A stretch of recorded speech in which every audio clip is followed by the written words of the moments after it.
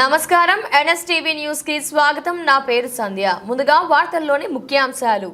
నిజామాబాద్ జిల్లా నవీపేట మండలం అభంగపట్నం గ్రామ పరిస్థితి చుట్టూ నీరు ఉండి కూడా చుక్కాందని పరిస్థితి అభంగపట్నం రైతులది. ఈ విషయమై ఎన్నోసార్లు ఈఓ గారికి చెప్పినా సమస్య పరిష్కారం కాలేదు. స్థానిక ఎమ్మెల్యే సుదర్శన్ రెడ్డి సార్ గారైనా స్పందించి రైతుల కష్టాలను తీరుస్తారని కోరుకుంటున్నామన్నారు. జై శ్రీరామ్. అందరికీ జై శ్రీరామ్.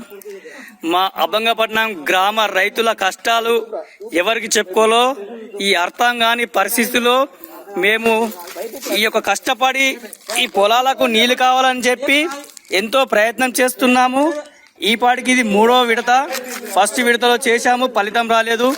2వ విడతలో కూడా చాలా కష్టపడి మా రైతులు ఇక్కడ నీళ్ళ కొరకు ఎంతో కష్టపడి ప్రయత్నం చేసినా కానీ ఒక్క చుక్క వాటర్ వస్తలేదు.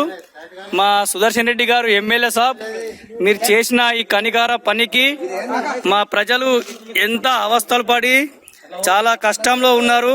మరి ఈసారి పంటలు పండించుకోవాలా వద్దా? ఎట్లా సార్ ఎమ్మెల్యే సాబ్, మాకు ఈ తూములు ఏదైనా చేయండి. ఇప్పుడు 3వ విడతల పైపులు తీసుకొచ్చి ఇంత కష్టపడి పైపులు తీసుకొచ్చి లోపల పైపు ద్వారా చొరగొట్టేసి వాటర్ వస్తాయని ఆశతోటి ప్రయత్నం చేస్తున్నాము. అయినా ఒక్క చుక్క నీరు కూడా వస్తలేదు. ఈ కష్టం ఈ ప్రజలు ఈ రైతులు ఎవరికి చెప్పుకోవాలా?